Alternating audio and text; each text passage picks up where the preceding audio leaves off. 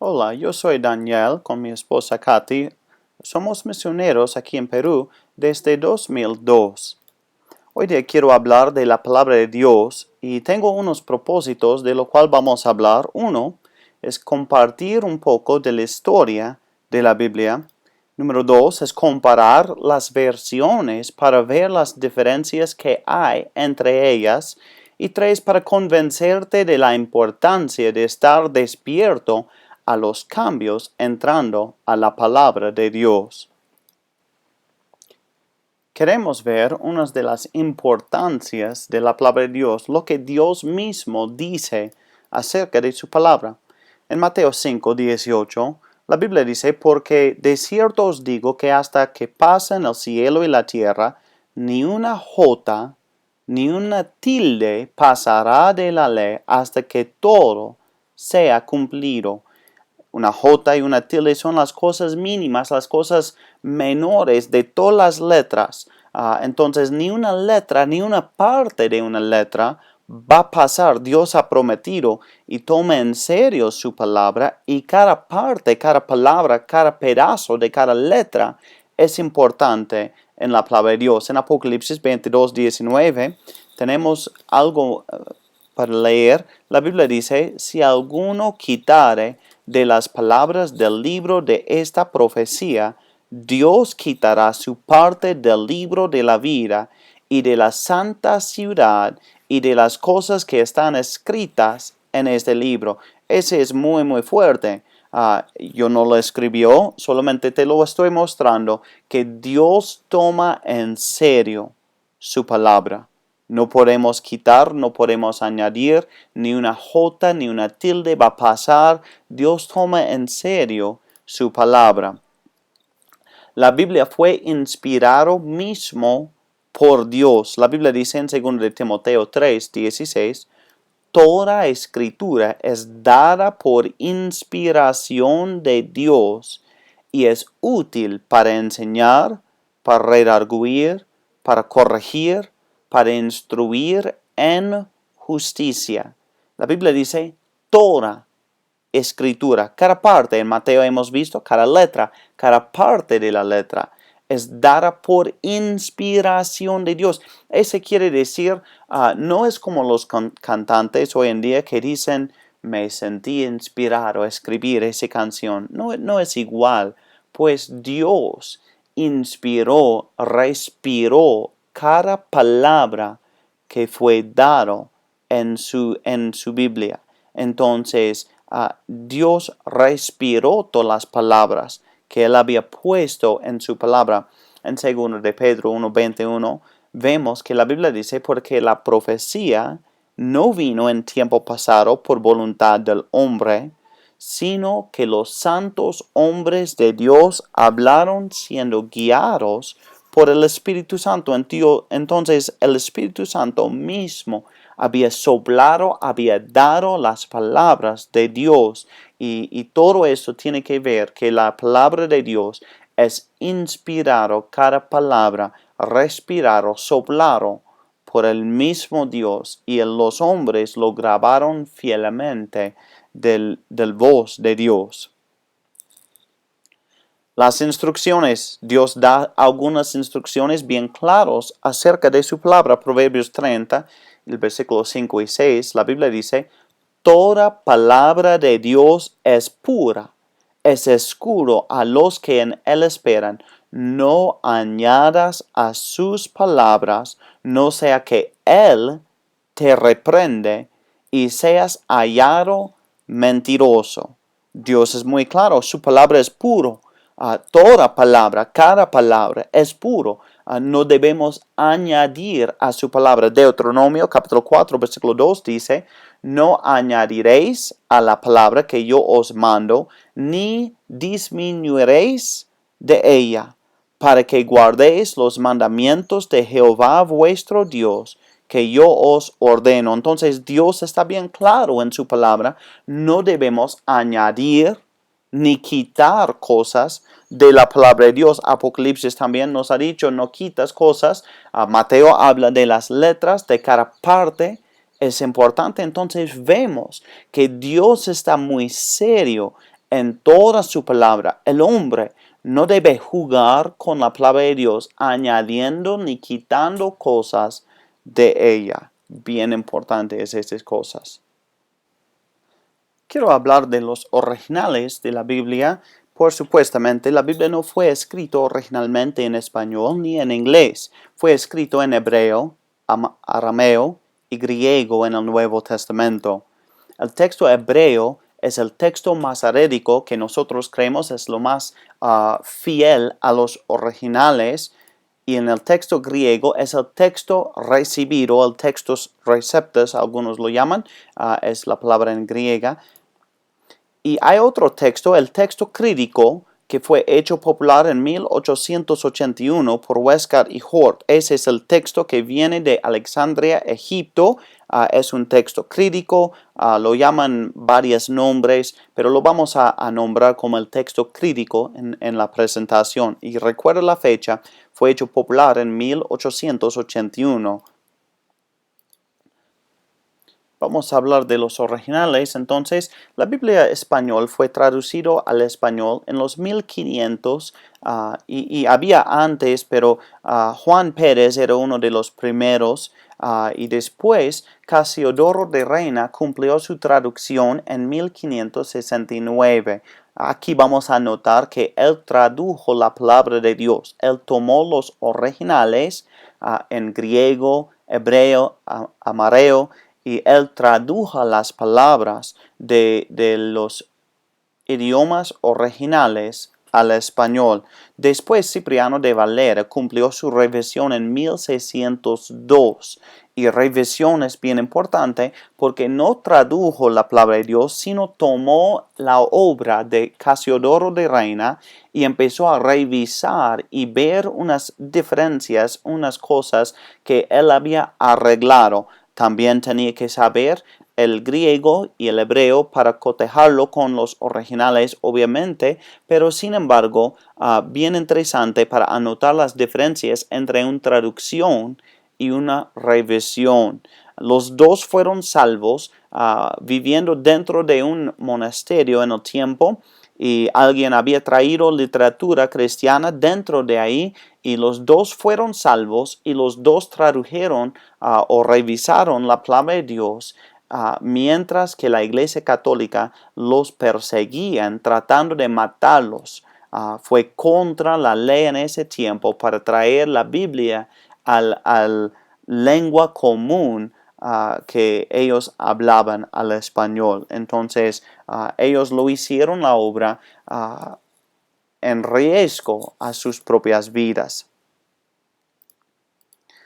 Había bastantes otras revisiones de Reina Valera Biblia, no se paró ahí. Y aquí podemos ver unas de las revisiones. Había una revisión en 1865 y quiero que tú puedas anotar las fechas. 1602, podemos ver 1865, de lo cual hemos hablado. 1909, 1960, 1989 y la 1995. Y no se para ahí, siguen revisando. Date cuenta cuánto espacio pasó de tiempo entre las revisiones que hicieron ahí en esa línea. Ellos empezaron a producir muchas más revisiones actualmente, y vamos a hablar de eso también. Hubo otras revisiones también, pero no fueron muy común ni muy popular. Había uno en 1862, había uno en 1977, creo que era por ahí, y un montón después de eso también. Ese solamente es la línea Reina Valera que estamos hablando mayormente. Con todas las revisiones me hace muchas preguntas. Por ejemplo, ¿hay diferencias entre las revisiones? ¿No son los cambios solamente ortográficos?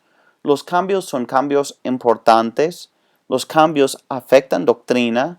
¿Dios no ha dicho no quitar ni añadir a su palabra? Todas esas preguntas me entran en la cabeza como, ¿por qué?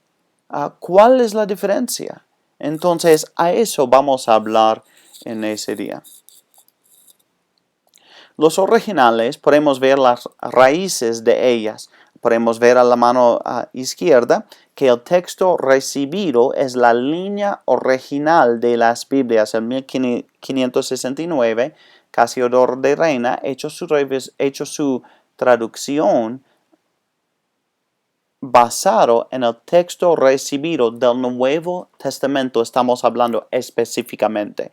1602 también había corregido con el texto recibido. 1865 lo mismo ya. Ellos lo trajeron más para alinearlo con el texto recibido. A la mano derecha tenemos el texto crítico que proviene de Alejandría, Egipto. Lo que pasó en 1909, ellos empezaron a tomar un paso hacia el lado texto crítico. Ellos lo cotejaron con unas cosas que no fueron alineados con el texto recibido. En el 1960 tomaron otro paso acercándose un poco más hacia el lado texto crítico. Y eso es obvio comparando los textos con los textos. En 1989, ellos fueron casi completamente abarcados al texto crítico. 1995, la Dios habla hoy, la nueva versión internacional, la Biblia latinoamericana y las Biblias mayor que están ahí, ellos se basan sobre el texto crítico en el griego. Ahí tú puedes ver, en nosotros hemos tomado la 1909 para la Reina Valera Gómez y hemos vuelto para alinearlo con el texto recibido. Y eso es bien importante, es la misma raíces de las Reinas Valeras que con lo cual ellos empezaron originalmente. Vamos a comparar unos versículos. La única manera para saber qué es qué y cuál es la diferencia. Vamos a comparar versículos con versículos. Vamos a comparar versiones con versiones. Y las doctrinas que vamos a ver solamente en ese pedazo es la doctrina del Señor Cristo Jesús y la doctrina del infierno. Los dos son bien importantes y lamentablemente por el tiempo no podemos ver más, pero sin embargo espero que ese te va a dar un pequeño deseo para empezar a estudiar un poco más y comparar las versiones y ver las diferencias entre los versículos que ellos hicieron. Entonces vamos a ver la doctrina de Cristo y cómo está afectado. Obviamente los nombres de Cristo son Jesús, Cristo, Señor, que se usan en el Nuevo Testamento, más esos tres. Los nombres establezcan que Jesús, el hombre, es Dios. Cristo significa ungido de Dios o Mesías. Y el Señor también significa Dios mismo, supremo en autoridad, soberano. Entonces, cuando los tres están juntos, Jesús es el hombre, y cuando está Cristo Jesús, es ungido de Dios el hombre, y cuando es el Señor Jesucristo, es el Dios mismo, ungido de Dios o el Mesías, y el hombre, y los tres nombres utilizados juntos establezcan, reafirman que Jesús es el mismo Dios. Y eso es bien importante en nuestra doctrina. Vamos a ver nuestro primer ejemplo en Marcos 9, 24. La Biblia dice en 1602, dijo clamando con lágrimas, creo, Señor, ayuda mi incredulidad. Entonces él estaba clamando con lágrimas, estaba llorando y él dijo, creo, Señor, Dios mismo, yo creo, ayuda mi incredulidad. En 1865, lea igual, clamando con lágrimas, Señor. Tú puedes ver las letras son un poco diferentes por la manera que escribieron en el antiguo. Ahí en 1881, cuando el texto crítico fue hecho popular, ellos empezaron a cambiar cosas. La 1909, mira lo que hicieron. Dijo clamando con lágrimas, creo Señor. Esa palabra con lágrimas en rojo y Señor en rojo no están en el texto. Lo quitaron. Ellos sacaron esas letras de la palabra de Dios y solamente lea, dijo clamando. Y quitaron la palabra Señor también. Creo, ayuda mi incredulidad. Quitaron las palabras con lágrimas. La 1960 también igual no lo devolvieron. La 1989 igual no lo devolvieron. Y la Biblia latinoamericana en 1995 gritó, creo, pero ayuda mi poca fe. Cambiaron las palabras incredulidad por poca fe. Ahí al último, en Marcos 9, tú puedes ver en la Reina Valera Gómez, la Biblia dice, y al instante el padre del muchacho, clamando con lágrimas, dijo, Señor, creo, ayuda mi incredulidad. Lea como era en los principios, porque hemos vuelto a la línea del texto recibido. En Lucas 23:42 tenemos otro versículo. La Reina Valera 1602 dice, y dijo a Jesús, Señor, acuérdate de mí cuando vinieres en tu reino. Esa es la historia de cuando Cristo está muriendo en la cruz, los dos están colgados a ambos lados del Señor Jesús, y cuando Él dice, Señor, no solamente está hablando del mismo Jesús, el hombre, sino que Él cree que Jesús es Dios.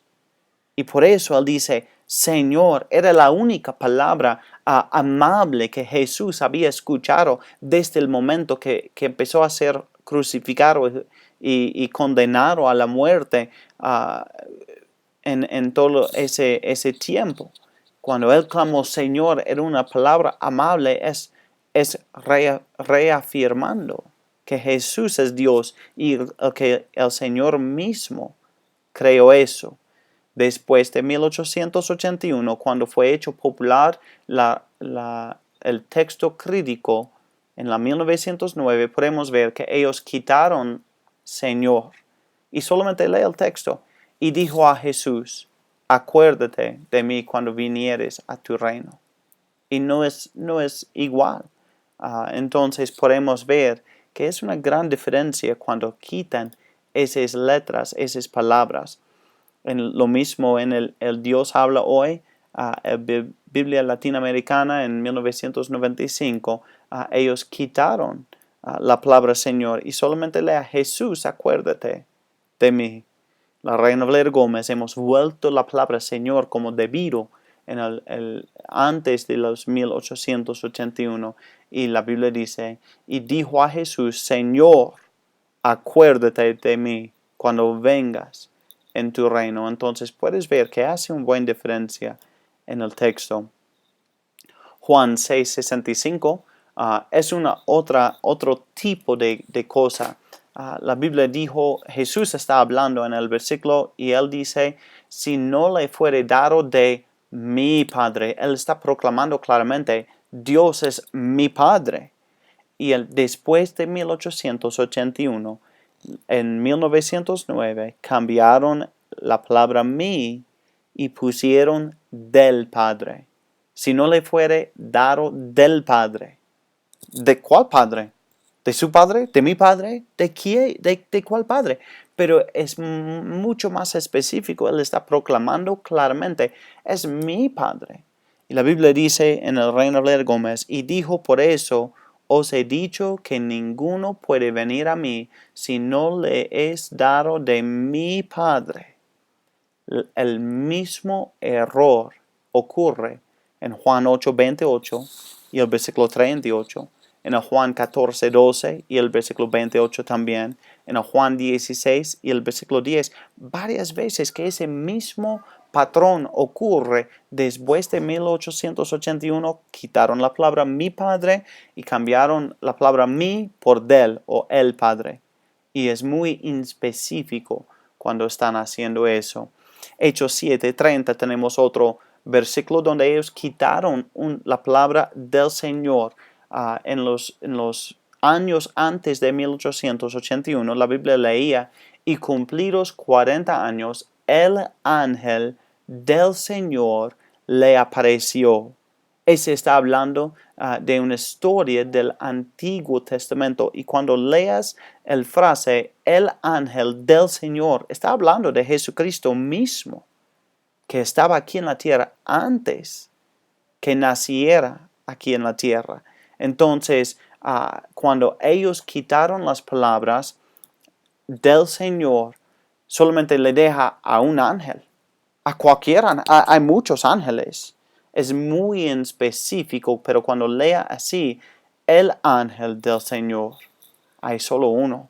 Está hablando de Jesucristo, obviamente, y su existencia antes que nació aquí en la tierra. Y puedes ver que en la 1989 igual quitaron las palabras del Señor. Y la 1995 igual. Y la Reina Valera Gómez hemos vuelto al texto como era antes de 1881. Y pasados 40 años, el ángel del Señor le apareció en el desierto del monte Sinaí en la llama de fuego en una zarza. Y podemos ver que reafirma que Jesucristo es Dios y lo demuestra claramente en el Nuevo Testamento. Hechos 9:5 es el pasaje donde Saúl ha sido salvo. Y podemos ver, él estaba andando y el Señor Jesús le aparece con luz. Y mira lo que dice en el 1865. ¿Quién eres, Señor? Pablo está preguntando, o Saúl está preguntando, ¿quién eres, Señor? Y el Señor reafirma que Él es Dios hablando. Y el Señor dijo, yo soy Jesús, claramente, conectando el hombre Jesucristo con la deidad de Dios, con la palabra Señor. Después de 1881, en la 1909, ¿qué hicieron? Quitaron la palabra Señor. La 1960 igual, 89 igual, 95 igual, la nueva versión internacional igual. Quitaron la palabra Señor. Y podemos ver la Reina Valera Gómez lo ha vuelto al texto. Y él dijo, ¿quién eres, Señor? Y el Señor dijo, yo soy Jesús a quien tú persigues. Dura cosa te es dar cosas contra los aguijones. Y podemos ver que se lea como antes en el texto recibido. Y esos han seguido el patrón del texto crítico, quitando la palabra Señor. Efesios 3:9 es otro ejemplo que me molesta mucho. En el 1569 y 1865 la Biblia dice, creo todas las cosas por Jesucristo. Tú puedes verlo bien claramente. Está hablando de la creación. El versículo está hablando de Jesucristo ser involucrado en la creación. Si Jesucristo estaba involucrado en la creación, obviamente, claramente, Él es Dios. Pero si lo quitas, bueno, puede haber duda. Están atacando la deidad de Jesucristo. En 1881, la 1909, disculpa, ellos quitaron las palabras por Jesucristo. Lo sacaron del texto. Y solamente lea que crió todas las cosas. Y no han sido creados por Jesucristo. Solamente quien creó todas las cosas. Lo mismo en el Dios habla hoy, Biblia latinoamericana, la nueva versión internacional. Casi todas las Biblias que están basadas sobre el texto crítico quitan esas palabras. La Reina Valera Gómez lea, y de aclarar a todos cuál es la comunión del misterio escondido desde el principio del mundo en Dios que creó todas las cosas por Jesucristo. Wow, gran diferencia. Muy claro. Entonces Jesucristo sí estaba involucrado, pues Él es Dios. Él es nuestro Salvador. Tenía que ser Dios. Entonces, podemos ver un grave problema. Ellos lo han quitado. Yo solamente te mostró unos. Hay un montón. Yo conté unos 20 que enseñé en una presentación anterior. Y son más que eso. Esos son algunos. Y están quitando. esas palabras de la palabra de Dios en Marcos 9:24, Lucas 4:41, Lucas 9:43 y sigue los pasajes que están haciendo en el Hechos 9:29, el Hechos 15:11, a todo ese pasaje. Mira 1 Juan 5:7. Están quitando esas palabras. El primero de Juan 5:7, no en todas las versiones, pero muchos, porque 3 son los que dan testimonio en el cielo. Y muchos aún quitan esa parte, pero mira lo que pasa. Quitan todas esas letras de la palabra de Dios, quitan todas esas palabras. Es un ataque claro en contra a la deidad de Jesucristo. Y eso es lo que hace las Biblias que siguen al texto crítico. Vamos a hablar por un corto tiempo de la doctrina del infierno. La palabra infierno mismo aparece 31 veces en la 1602, 43 veces en la 1865, 30 veces en la 1909 y solo 13 veces en la 1960, la 1989 y la 1995 y el Dios habla hoy. 17 veces la palabra infierno aparece en la Biblia latinoamericana y la Nueva Versión Internacional. Parece que quieren quitar la doctrina del infierno de la Biblia. Mira cuán pocas veces. En la 1960, 89, 95, Dios habló en Biblia latinoamericana, Nueva Versión Internacional. Ninguna vez aparece la palabra infierno en el Antiguo Testamento. Ni una vez. No lo encuentras. Vamos a ver el Antiguo Testamento rápidamente. No vamos a pasar mucho tiempo en el Antiguo Testamento, pero en el Antiguo Testamento la palabra Seol es la palabra hebrea y la palabra Seol significa sepulcro, profundidad, abismo y infierno. Puede tener uno de 4 significados que representa la palabra Seol. Traducción es cuando usan uno de los significados para reemplazar la palabra Seol. Seol es una palabra hebrea, no es una palabra español. Cuando lo lees en el texto, no lleva un significado en español. Su significado es sepulcro, profundidad, abismo, infierno. Y tiene que decidir concuerdo con el texto y todo. Transliteración es cuando ellos toman los signos, las letras en hebreo, que son bien diferentes, raros, y lo pongan a las mismas letras en español, a mismos tipos de letras que usamos en español. Entonces, pongan el mismo palabra hebreo para que podamos leerlo en español y sale la palabra Seol. Y eso es lo que hicieron. En vez de traducir, ellos cambiaron el texto y lo puesto como una transliteración en vez de usar el significado de la palabra. Y resulta es que la persona que lee el texto tiene que decidir, bueno, si es que sabe suficiente para saber que Seol significa sepulcro, profundidad, abismo, infierno, tiene que decidir cuál significa en ese caso. ¿Cuál es? Vamos a ver un pasaje, Salmos 55 y el versículo 15. La Biblia leía en el 1602, condenados sean a muerte, desciendan al infierno vivos, porque hay maldades en su compañía entre ellos. Igual la 1865, la 1909. Mira lo que pasó en 1960. Cambiaron la palabra infierno y han puesto Seol, la palabra transliterada, la palabra hebrea, lo ha puesto. Que la muerte les sorprenda, descienden vivos al Seol, porque hay maldades en sus moradas, en medio de ellos. Entonces, han quitado la palabra infierno del Antiguo Testamento. La Reina Valera Gómez ha vuelto la palabra infierno. De cierto, hay unas diferencias a veces en sus significados, por eso varía un poco en la cantidad de veces que se aparece, pero yo prefiero que los expertos en el lenguaje hebreo y griego traduzcan la palabra en vez de dejarlo para nosotros, que ni sabemos griego, ni sabemos hebreo, o la gente en la calle que no saben de las cosas. Tienen que interpretar, bueno, ¿cuál va a ser ese vez? Va a ser abismo. Vamos a proponer abismo.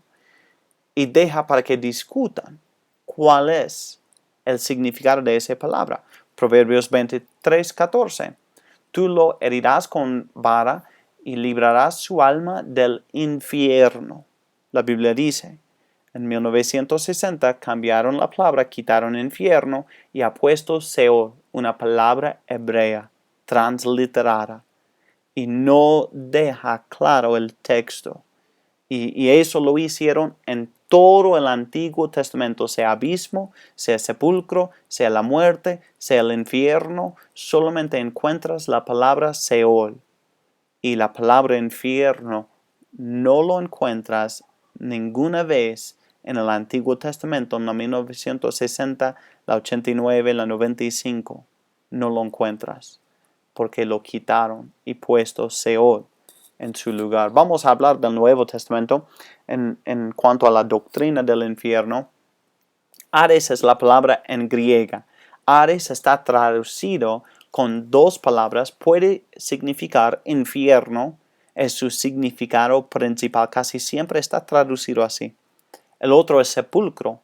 Una sola vez está traducido con sepulcro. Otra palabra griega es Gehenna. Siempre está traducido infierno. Los 13 veces que aparece. Por eso la Biblia, la 1960 y la 95, 89 y esas Biblias lo usan 13 veces porque ellos han sido consistentes con la palabra Gehenna para traducirlo infierno. Pero en cuanto a Hades, no. Entonces, la única excepción a todo eso es la 1909, que lo transliteraron, la palabra Gehenna raramente, y es el único Biblia que lo hace. Todas las otras Biblias ya están fieles. De nuevo, traducir es usar los significados, usar uno de los significados, infierno, sepulcro. Transliteración es poner las letras del griego a las letras en español para que se pueda pronunciarlo en español. Y se parece a Hades, la palabra que ellos transliteraron. Entonces vamos a ver algunos casos de eso. En el Mateo 16 y el versículo 18, la Biblia dice: las puertas del infierno no prevalecerán contra ella, hablando de la iglesia, y las puertas del infierno no van a prevalecer. En el 1909 igual han puesto: las puertas del infierno no prevalecerán contra ella. En el 1960 cambiaron la palabra infierno y pusieron en el texto Hades. Y las puertas del Hades no prevalecerán contra ella. ¿Cuál es el Hades? ¿El sepulcro? ¿El infierno? ¿Cuál es? Bueno, ahora la gente en la banca o el pastor tiene que decidir. Y puede llegar a discutir entre ellos sobre el significado porque no es claro. Mientras que los expertos lo dejan traducido, ya no hay que discutir, hay que dejarlo como ha sido traducido. La Reina Valera Gómez lo hemos devuelto como era. Bueno, lo hemos dejado porque en la 1909 lee igual. Y sobre esta roca edificaré mi iglesia y las puertas del infierno no prevalecerán contra ella. Lucas 16, 23. Uno de los peores casos, en mi opinión.